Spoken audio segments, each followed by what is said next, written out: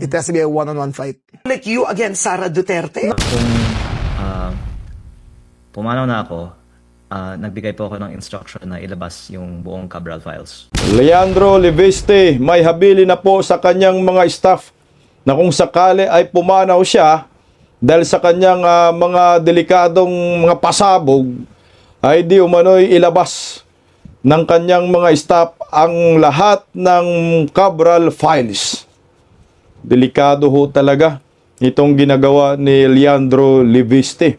Lalo na ngayon, binanatan na po niya harap-harapan si Terry Ridon na mangyak-ngyak po ngayon sa mga mainstream media. Kaliwat ka ng interview itong si Ridon, iyak ng iyak ang hinayupak. Oh, ito, 2028 presidential election, pag-uusapan po natin. Aba, tatakbo di umano itong si John Vic Remulla sa pagkapangulo. One-on-one. One-on-one daw sila ni Vice President Inday Sara sa 2028. Anak ng kamuti ka, John Vic. Anong nakain mo? Panis yata na spaghetti, no? Nakaraang taon pa. Luto ka ngayon ng bagong spaghetti kasi magpapasko na at mag-New Year niya. Wala, no much kasi nga, naon siya si Tambaloslos, kaya siya na ngayon nagrepresenta.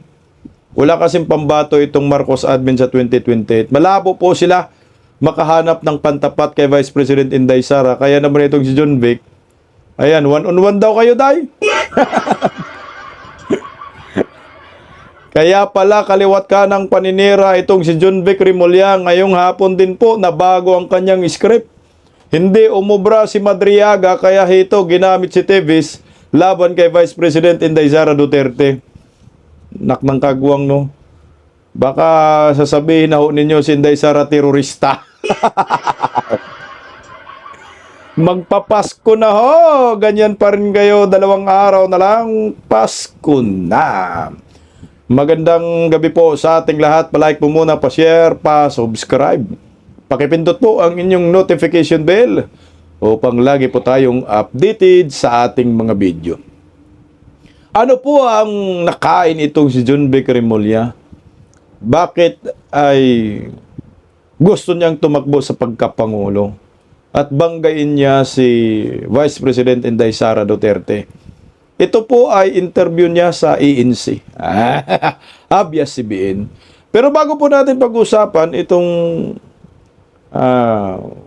hamon niya kay Inday Sara na one-on-one daw sila sa 2028, pag-usapan po muna natin itong banata ni Leviste at ni Ridon at kanyang habilin sa kanyang mga staff. Alam nyo ho, sabi ko nga ho sa inyo, kung delikado si Cabral, ngayon mas delikado si Leviste. Parang binigyan po si Leviste ni Cabral ng matinding pasanin na hindi niya kinaya ang mga pasanin na iyan, kaya ang resulta, gorgor to the max. Ngayon itong batang Leviste naman yung sumalo. Kaya sabi ko nga sa inyo, mapyang kalaban, sindikato, talagang delikado.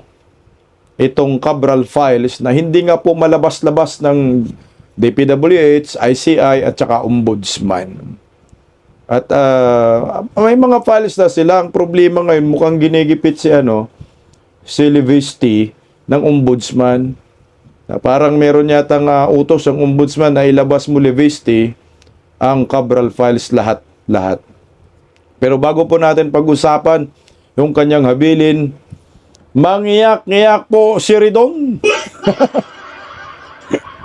Sa pasabog ni Leviste kagahapon, na merong 150 million na insertion sa ang Saro Bicol Saro party list ni Ridon. Agad naman po itong itinanggi ng naturang kongresista at ang banat naman niya kay Leviste, touch move daw. Anong touch move? Anak ka ng kamuti talaga, Ridon, oh. Sige nga, ito, mangyak-ngyak, nagsumbong sa One News 5 si Ridon. Touch move ka na daw, Leviste. Pakinggan natin interview kay Ridon. Narito. Pero una sa lahat, super sinungaling. Oy! Congressman Leviste. Mm. Kasi sa dalawang programa. Sa programa po sa News 5, kanina umaga, at sa kabilang istasyon, ang sabi niya, Congressman Terry Ridon, may 150 million road project insertions sa Pamplona at Pasacao, Camarines Sur. So kaya nga, ang una kong reaction doon, paano naman ako magkakaroon ng insertions? Kung hindi pa ako congressman, ngayong taon lang ako pumasok bilang kongresista muli. Hugas kamay ka. Ang bubo mo kasi. Hindi mo naintindihan yung paliwanag ni Livisti. Kaya ngayon, napaka-defensive mo. Ba't ka mangyak-iyak kung wala kang kinalaman sa insertion? Taka na, ikaw ka kung saan-saan ka nagpa-interview. At kung ano-ano nang pinagsasabi mo. Napakasinungaling daw si Livisti. Lahat po ng interview na rin doon ngayong araw, ganyan yan po yung salita niya. Napakasinungaling ni Livisti, hindi nagbabago. Kahit sa ang interview, anak ng kamote, no? Sino ba ang sinungaling? Si Livisti o si makakaliwang kongresistang itong si Ridon? Alam mo, Ridon, hindi ka pagkatiwalaan eh. Mahirap magtiwala sa kagaya mong budlat ang mata.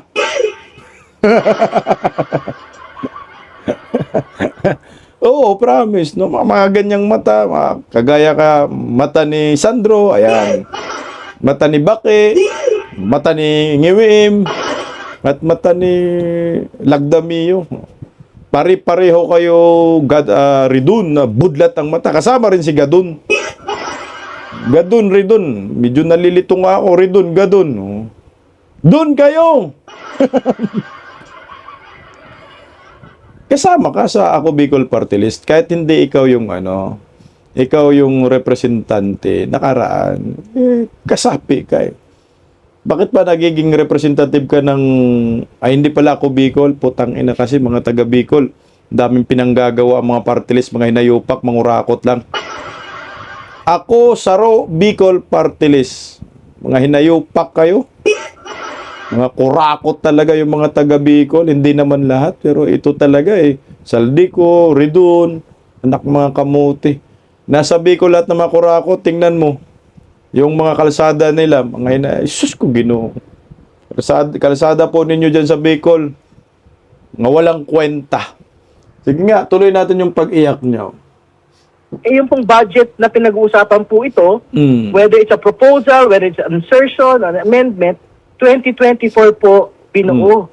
Hindi pa ho ako kongresista rito. So basically, ano yung pinagsasasabi ni Congressman Leviste na ako daw po ay may 150 million insertion dito po sa Camarines Sur. So bigla siya umatras. Ang sabi niya ngayon, hindi. Bicol Saro Party List ang meron pong proyekto pong ito. Pero wala na, touch move na yun kasi nagsinungaling na siya eh. Nang sabi niya, ako mismo daw po merong insertion na 150 million. Touch move. Di mo naintindihan yun, Ridon? Ang bubo mo. Ano naging touch move yun? Kasi nga, dinirect na po kasi ni Kong Leviste na yung Ako Saro, putang ina nyo, mga Bicol Party List, ayan, basta Bicol Party List, Saro Party List. Inassume niya na ikaw, yung proyekto ng Saro noong 2024 ay may responsibilidad ka na rin. Dahil ikaw po ngayon ang representative. Siyempre, kung ano pong kagaguhan ng inyong party list noon, may insertion kayo, amendments o pangungurakot, dali ka na. Dahil ikaw po yung representante ng Saro. Oo, sinabi nga ho niya na ikaw. Kasi nga, oo na nga naman, ikaw naman po ngayon, yung representante ng Saro Party List. So, napaka-imposible kung wala ka rin kinalaman, anak ka ng kagwang, bakit ka nagiging representante? Siguro, second nominee ka ng kapanahunan na yon kasi ikaw naman na ngayon yung representante. So, may kinalaman ka pa rin. Huwag mong dayain yung sinabi ni Leviste dahil totoo po yun. So, ngayon, kamalas-malas mo ngayon, Ridon, dahil si Levesty ay magsusumiti ng meron siyang resolusyon na paimbestigahan ka, patay kang buang ka. Magtago ka ng hinayupa ka. Ito magkakaroon po ng investigasyon. Meron pong resolusyon si ito. Budget insertion ng Bicol sa Party List paimbestigahan sa Kamara. Gumawa ho kasi ng resolusyon itong si Levesty na ang layunin ay mag-imbestiga sa 150 million na insertion ni Ridon. Iyak ka ngayon. Ang sabi po dito ni teka lang. Levesty, ito yun. Sige, alisin natin to. Ito, palitan natin to. Ayan. Okay. Papaimbestigahan umano niya itong 150 million na insertion ng Bicol Saro. Ayan, Bicol Saro pala. Ito Levesty naghain ng resolusyon upang imbestigahan ang top contractor ng Kamzor at ang mga insertion ng Bicol Saro.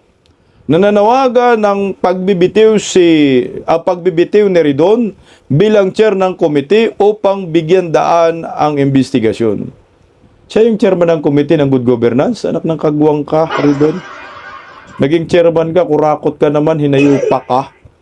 Ngayong araw, naghain si Batangas 1st District Representative Leandro Ligarda Levesty ng isang resolusyon upang imbestigahan ng Kamara ang mga DPWH projects ng Bicol Gold Rock Construction, GCI Construction at iba pang kumpanyang pagmamayari ni Steve at JJC.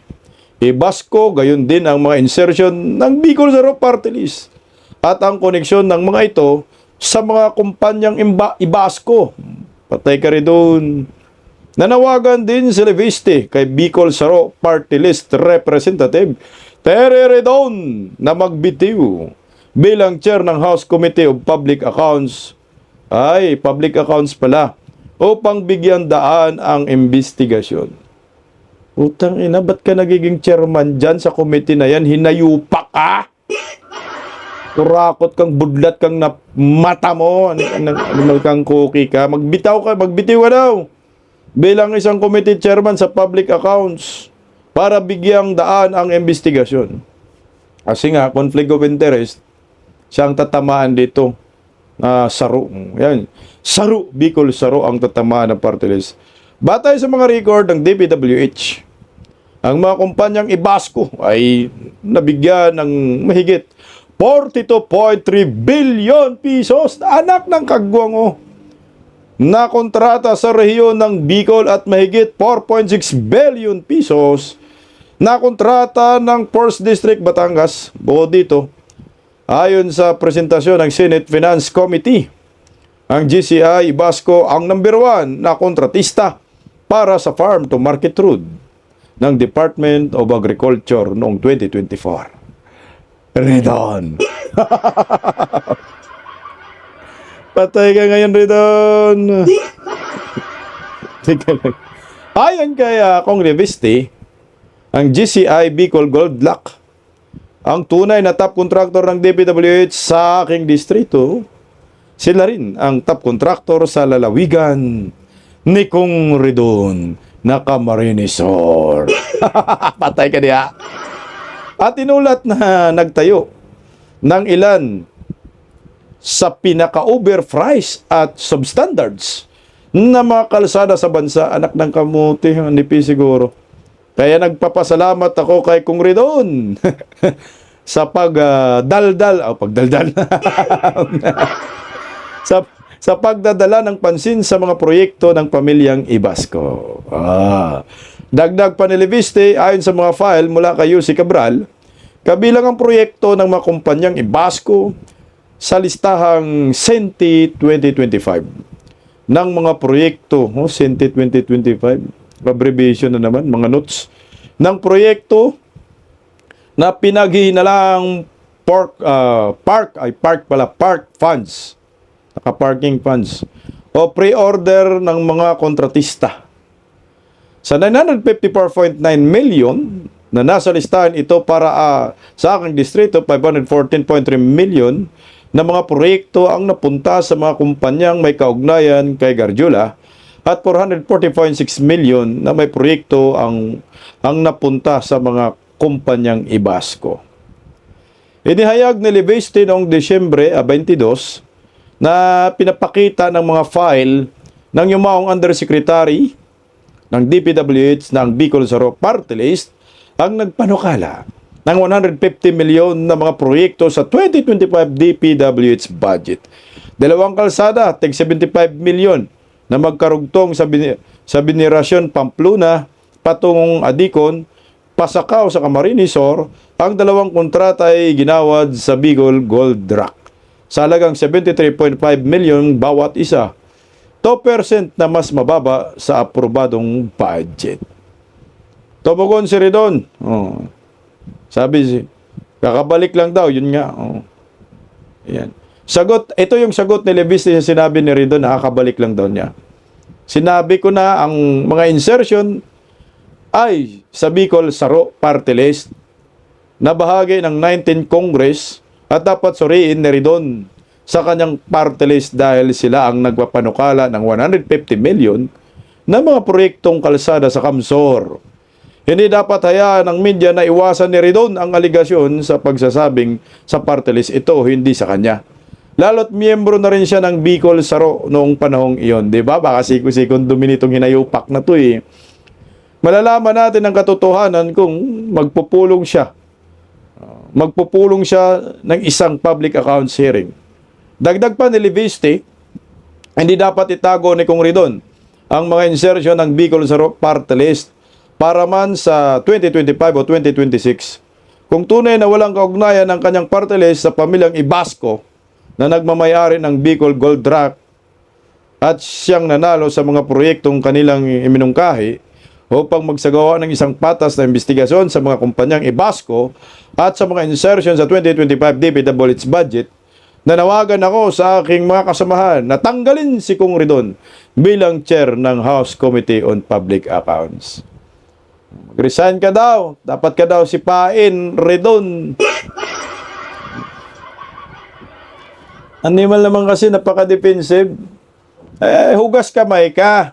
Pero ako Saro Party List, Bicol Saro Party List, kasama ka pa rin. Miyembro ka na dyan eh. At saka matagal ka nang nangunguya ako dyan sa party list na yan. Napaka-imposible, wala kang kinalaman. Itong Gold Rock Construction Company, ito yung imbestigahan. Baka kapatid ni Ridon may-ari nito. Yari ka talaga, Ridon.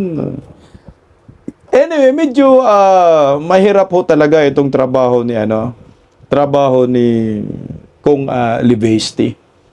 No? Dahil siya po yung binigyan ng mabigat na pasanin para isiwalat itong mga files ni Cabral. Tinaguri ang Cabral files. Mapanganib umano itong files na ito dahil napakadaming personalidad ang madadamay. At lahat po ng mga kongresista, senador, damay lahat. Kaya nakakatakot. Kaya nga ho, sabi ni may habilin na. May habilin na po literal itong si Kong Leveste sa kanyang mga staff kung sakaling pumanaw na ho siya. Ano po yung habilin na yan? Bago po natin pag-usapan yung habilin, ito po ay naglabas na po ng resulta. Resulta ang gobyerno tungkol sa pagkamatay ni si Cabral. Basahin ko po muna yung resulta mga bisdak para updated po tayo. No? Ito po yung resulta ng autopsy result na po ito, no? Autopsy result ng ni Cabral. Inilabas na po ng gobyerno at magugulat po kayo. Ito po yung sinabi. The remains of Department of Public Works and Highways former Undersecretary Maria Catalina Cabral tested positive for antidepressant medication. The Philippine National Police, PNP, said on Tuesday. Based on the initial toxicology report dated Monday, PNP Regional Forensic Unit, Cordillera has confirmed the presence of citalopram in specimens taken from Cabral's body. Ano ba yung citalopram? Okay, nag-research lang ako konti para may ideya po tayo dito. Ano ba yung citalopram? Okay. Ang citalopram ay madalas na may brand name na Silixa. Silixa. Ayan. Silixa. Ay isang uri ng gamot na tinatawag na antidepressant. Ito ay kabilang sa grupo ng mga gamot na selective serotonin. Basta yun. Ang pangunahing gamit ng citalopram ay para gamutin ang depression. Ayan. Panic attacks. Nakatulong ito upang mapabuti ang mood at pakiramdam ng isang tao.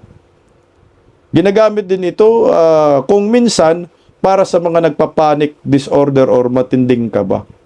Parang takot, no? Depressed ka na. Ito pala yung iniinom dito. Ginagamit din ito kung may... ito pa. Maaaring ring iresita ito ng doktor o mga doktor. Pinakataas nito ang level ng serotonin sa utak.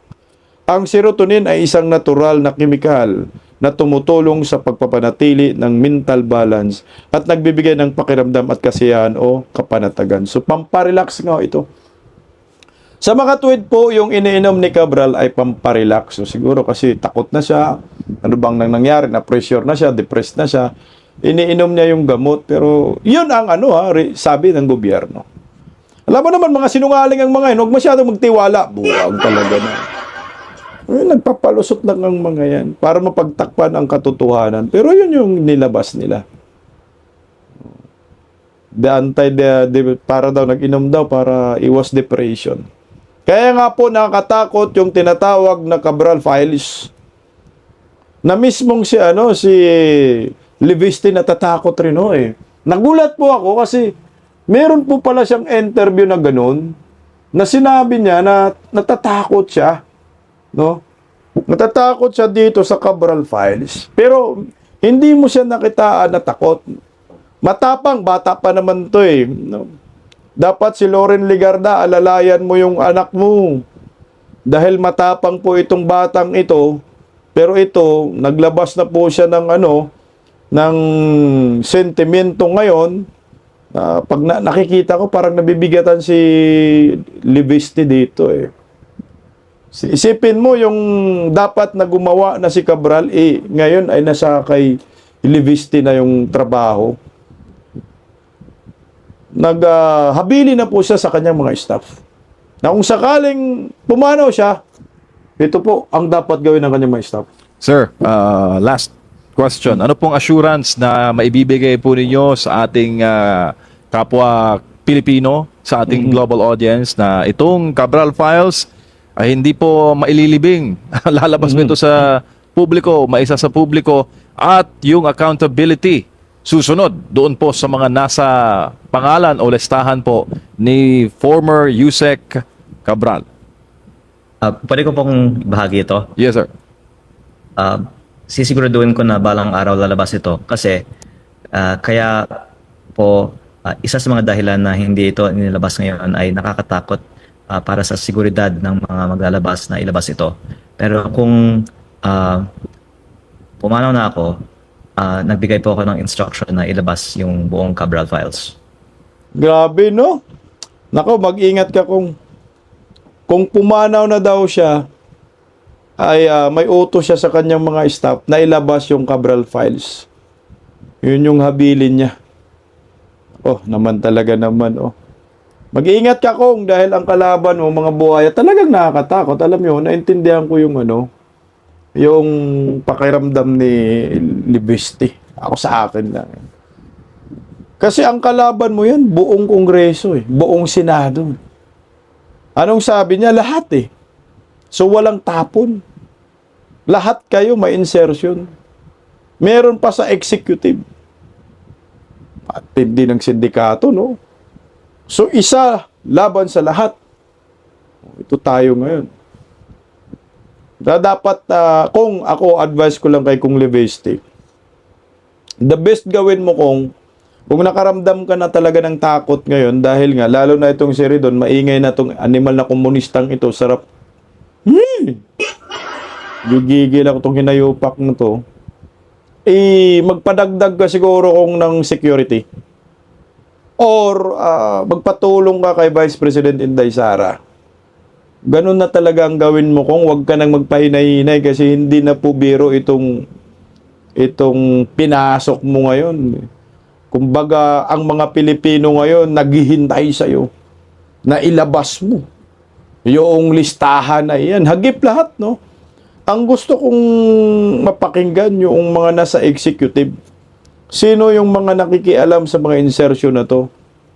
Marami daw masagasaan, sabi ni Kung Leveste. Nako, mag-ingat ka lang. Na sana si Ligarda, anak man niya yan, alalayan niya yung anak niya. Dahil hindi po biro itong mga pasabog ni Leveste, mga isiniwalat. Tingnan mo, ha. Si Ridon pa lang, ha, ang binanatan niya, mangyak-ngyak na kung ano nang nasa isip nito. Natutubuan na ng sungay at buntot sa puwet. Paano pa kaya? Kung sakaling nandyan din si Remulla Brothers, naku, anak-anak ng kagwang. Nandyan si Baki, lahat ng mga senador. Panigurado nandyan si Sandro.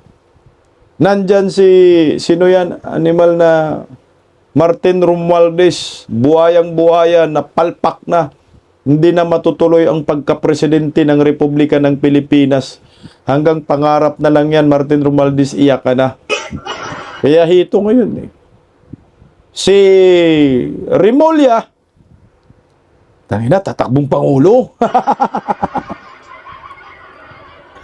At katatakbong Pangulo, anong nakain mo? Anak na ng kamote, eh. Kasi naging DILG ko na siya. Maganda ba ginawa mo pagiging DILG? Anak ng kagwang, maraming galit sa mga Remulla ngayon, eh. Alam niyo po ba yung mga Remulla brothers, si Buying, si Junbek, parang kalaban mo ba? Parang kapitbahay mo na hindi pa nagsasalita, parang gusto mo ng kutusan. Kasi mukha pa lang, nabubuisit ka na, eh. Tangina nun talaga, oh. Lalo na si Buying, anak ng kamote. Daming galit dyan. Sa ginawa ho nila kay former President Duterte, Pastor Kibuloy, marami po silang sinasagasaan. General Bantag, yung kay Bantag talaga. Pastor Kibuloy, Tatay Digong, ngawawa naman. Pasko, unang Pasko niya na hindi sa Pilipinas, hindi kasama ang pamilya. Unang Pasko ni Tatay Digong na trinaydor ng mga Remulla Marcoses dyan sa dahig. Tapos itong hinayupak, ang lakas pa ng amats, tatakbong Pangulo. Kaya pala, no, sabay kaliwat kanan ang paninira kay Vice President Inday Sara sa mga Duterte, itong magkapatid na to. Ang taas pala ng pangarap ng animal, no? Tingnan mo, ha, naghamon pa, one-on-one daw. Nagulat nga ako sa interview. Sabi niya, one-on-one daw, eh. One-on-one kayo ni Vice President Inday Sara Duterte? Kaya mo? Si Ngiwim nga, hindi nga umubra yan, eh. Nung 2021 presidential election, eh. Si Inday Sara yung angat, eh. Layo-layo ni Ngiwim, eh. Tapos ikaw, harap ka kay Inday Sara. Kahit sinong itapat, magsanib pwersa pa kayo ni Trillanes. Trillanes gawin mong vice-presidente. O di kaya ang gawin mong vice-presidente si Hontiveros. Tingnan po natin kung saan kayo pupulutin. Kasi ang nakikita ko talaga dito sa Sanib Pwersa, eh. Dilawan, Pinklawan, Sanib Pwersa. So wala na si Leni Robredo sa 2028. Ay, kawawa ka naman si Linlin. Ito naman, deklara na ho ito, nagparamdam no. Hindi naman ho po pwedeng sabihin mo na hindi tatakbo. Siyempre, pag interview, kunyari, paayaw-ayaw. Pero ito na yung plano nila kasi yung plan A nila na si Tambaloslos gawing presidente, hindi umubra. Dahil nasira ang animal, eh, no? Talagang sirang-sira si Tambaloslos, lalo na sa flood control. Yung mga PI pa nila, binanatan agad ni Tatay Digong. Tapos yung mga bycam, anak ng kagwang, puro blanco. tapos flood control hanggang ngayon, hindi pa rin marisolba. Kahit tumakbo ka, John Vic, talo ka pa rin. Kaya pala double time ang kanilang paninira sa mga Duterte kasi ito pala yung balak nila. Manira ka ng manira, baka sakaling may mananiwala sa kanila at magagalit ang mga tao sa mga Duterte, akala nila uubra, pero hindi na po kinagat ito ng taong bayan. No? Sabi nga ni Vice President Inday Sara, bilyon-bilyon na daw yung gastos ng mga animal sa paninira sa mga Duterte. Sobra pa siguro, baka trilyon pa. Ginawa nila kay Tatay Digong. Dinala sa ICC, tapos nagbabayad pa ngayon sila sa ICC buwan-buwan. Ilang milyon yan, bayad sa ICC. Sobra na, trilyon-trilyon. Ang masaklap yan, pera ng bayan yung ginagamit nila. Hindi naman pera ho nila yan. So ngayon, yung lately, ginamit nila si Madriaga, hindi umubra, no? At napahiya pa ho sila dahil putang ina, mantakin mo, yung may-ari ng eskwelahan, siya nagtuturo. Sabihin pa naman niyang PSG siya, anak ng kagwang PSG. Ikaw ay isang itong civilian. Sabihin mo pa naman ikaw nagtatag ng Vice President Security Group, anak ng kagwang, no? Ang galing mo, Madriaga. Nasabi ho nila si Madriaga daw ay bumisita, si Madriaga, si Vice President Inday Sara Duterte ay bumisita daw kay Madriaga. Di binanatan ni Inday Sara. Sabi ni Inday Sara, kailanman hindi po ako bumisita dyan kay Madriaga. Pero ito na ibang script eh. Hindi kasi umubra si Madriaga, putangin na magulat-gulat ka, ginamit si Teves, anak ng kagwang. O ito, hindi daw si Madriaga ang binisita ni Inday Sara. Si Teves daw. Ang inumin ho. Ang nangyari sa nayupak na to. O tignan mo, black propaganda na naman. Oh. Secretary, binabanggit po ng abogado ni Madriaga na si BP Sara ay pumunta sa BGMP. Sa inyo ho ba, napacheck nyo na po ba sa BGMP kung merong CCTV, merong visitation documents, kung pumunta ba talaga si BP Sara sa BGMP sa Camp Bagondila? Pumunta siya ron, pero kinausap niya si Arnie Tevez. Hindi si Madriaga. Si Arnie Tevez. Si Arnie Tevez ang usap niya. May CCTV po ng footage? I think so. May records yung warden pinakita. The warden was there present during the meeting. Wala naman daw pinag-usapan masyado kundi nagkumustahan lang. So, that's the extent of the report to me. That was October 19? Tama ho ba? I think so, yes. Yes. Thank you very much po. Gago talaga. Nabago yung script, no? Akala ko ba si Madriaga ang binisita ni Inday Sara? So sinira nyo. Yung unan yung script, inakapidabit pa naman yun, nakanotaryo, si dun pa lang, basag na yung apidabit ni Madriaga. Putang ina, tapon nyo na, sunugin nyo na. Kayo rin naman tumabla sa sarili ninyong bayaran eh. Ang laki ng problema ninyo ngayon yan kasi binago mo, sinabi mo, hindi nyo pinanindigan na si Vice President Inday Sara ay bumisita kay Madriaga. Ngayon na bago, ginawa ninyo kay Teves na. So gawin ninyong terorista si Inday. Nagkumustahan? Anak, bakit ko kumustahin Inday Sara itong si Teves? Anak, naman John Vic, nandyan na naman kayo magkapatid na Remulla, gumawa na naman kayo ng kwentong kababalaghan. Tangina, magbago na kayo, Pasko na, gumagawa pa rin kayo ng kung ano-anong balita. Kasi gusto nilang masira si Inday Sara, pero hindi na uubra yan. Wala nang naniwala, napasok na kayo kay Madriaga. Ngayon si Teves na naman. Putang ina, kung magsalita si Teves, sabi ni Teves, putang ina, hindi yan totoo, gawa-gawa ka lang John Vic, ha?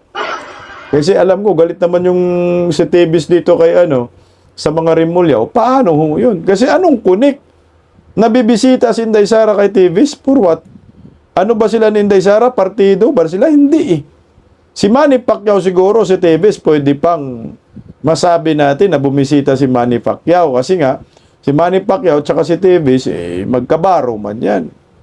Pero Inday Sara, inumin talaga tong si Teves, si Remulla.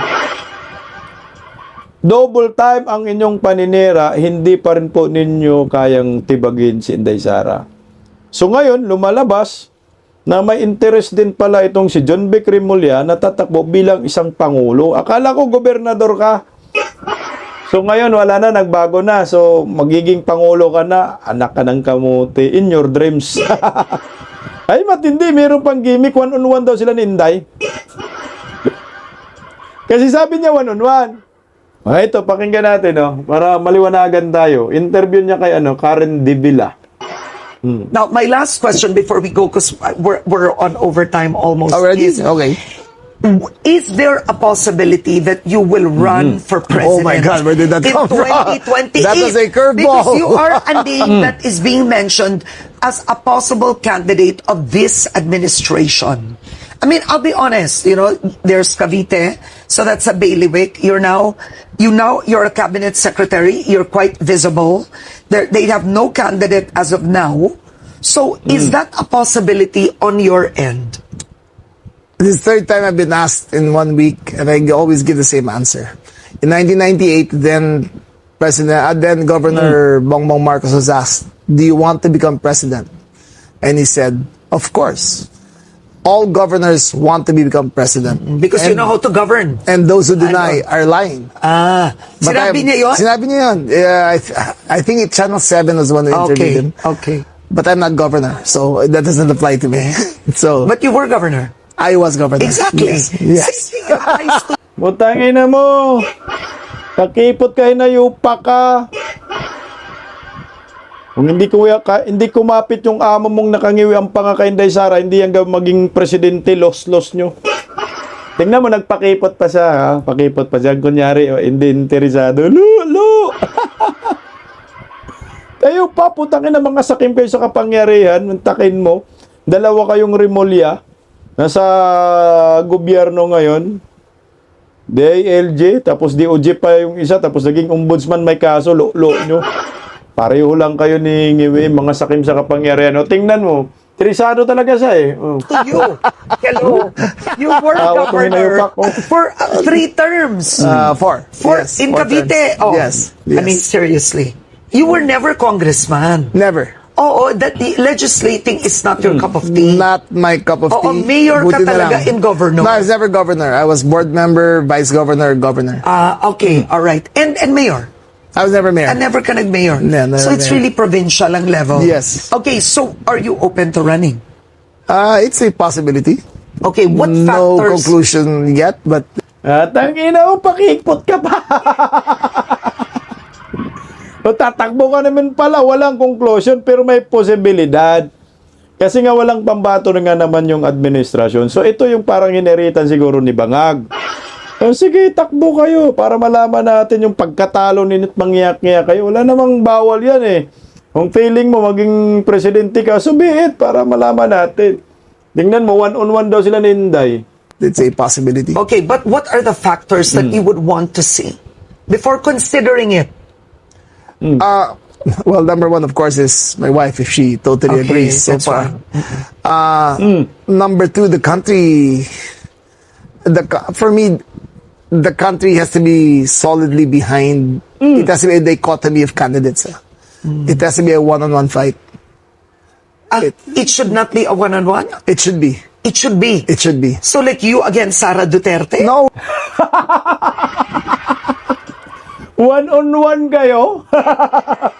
Ninday Sara Duterte, sabay no? Kunyari ka ba, hindi mo kayanin si Inday Sara, one-on-one in your dreams. Sala ka naman sinong kan one-on-one mo, si Buying. Didinay ka pa na hindi si Inday Sara Duterte, los-los, oh. whoever it is, not me. It can be Mas Vince. mahirap It yun. can be Vince. It can be Uy, anyone. It can. Vince. It can be Cheese, but it has to be a one-on-one. How could it be cheese? But whoever are the Ang tanga usual nito. suspects who No, want of to the run. cabinet kasi ito. How could it be cheese at this point with, Okay. with the accusations? I mean, But- seriously. but whoever- so either you and Vince. Whoever, it should be a one-on-one fight. I think it should be a dichotomy between the Philippines will have to choose between one version of how to govern and one version of the truth. The Philippines has to choose a common future that they think is believable, and they have to they have to show a contrast between the two candidates, and I think that's important. All right. Kaya mo, si Inday Sara, one-on-one kayo? Bakit nagiging Vince Dizon na lang yung one-on-one mo? Sabi si Inday Sara, no. Tapos si Escudero, lo mo. Wala, makakatikim kay Inday Sara, hindi mo kaya ng one-on-one. Sabihin na lang natin, pambato ka ni Bongbong. Meron kayong mga resources, may makinarya kayo, may pera kayo, so be it. Pero pag yung sinabi mong one-on-one, dalawa lang yung kandidato, nakukuha ko yung punto dyan. One-on-one talaga daw, no? Para yung boto ng mga dilawan, pinklawan, komunistang grupo, magsolid sa kanya. So yun yung point niya dyan. Nakikita ko siya na yun ang gusto niyang mangyari. Oo nga naman, pag one-on-one, Inday Sara at saka pinklawan, dilawan, mga komunistang grupo, magsanipwersa sila. So marami-rami na rin sila pag tinitingnan mo. Pero hindi pa rin yan pwedeng ismulin itong pagiging ni Inday Sara, pagiging, ang tawag yun, well-known ba, no? Yung pagkasikat niya. Wala. Contender si Inday Sara. Famous si Inday Sara. Hindi mo ho po pwede na isang tabi yung Duterte type of leadership, yung tatak Duterte legacy, dahil ito po yung hinahanap ngayon ng taong bayan. Napatunayan natin, nakaraang survey, di ba? Inday Sara pa rin nangunguna. 31% trust and approval rating. Si The Junior nasan 21% lang. Milya-milya yung lamang ni Inday Sara. Lalo na ngayon, hindi maganda yung pagtakbo ng ekonomiya ng Pilipinas. Magre-reflect yan sa kandidato ng administrasyon. O sino bang ang tatayo na kandidato ng administrasyon?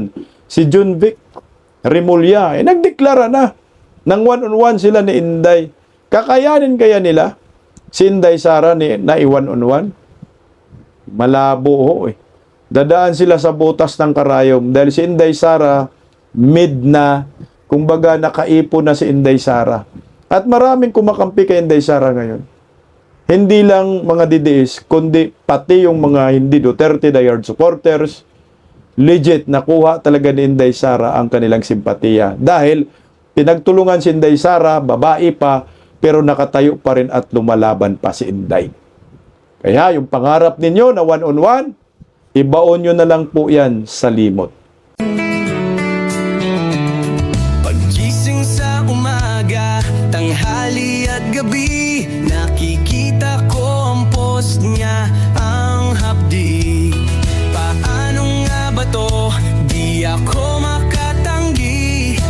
Watch ko na lang at isipin ng mabuti. Bisdak Pilipinas. Bisdak, tinig ng katotohanan. Sa bawat vlog may laban sa kasinungalingan.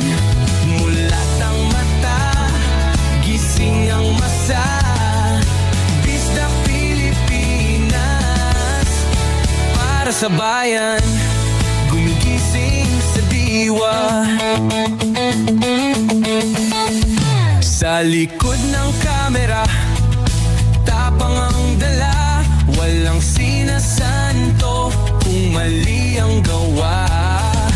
Hinay-hinay, pero palaban. Boses ng tao sa digital na labanan. Bisdak, tinig ng katotohanan.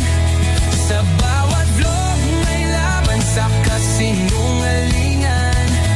Mulat ang mata, gising ang masa. Bisdak Pilipinas, para sa bayan, gumigising sa diwa.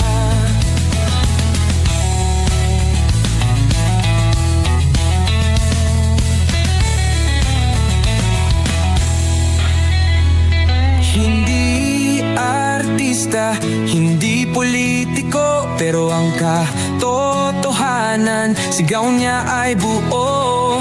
Sa YouTube o Facebook man siya makita, may aral ka pa rin, may uwi sa bawat salita. Bisdak, gising sa katotohanan, di lang kwento.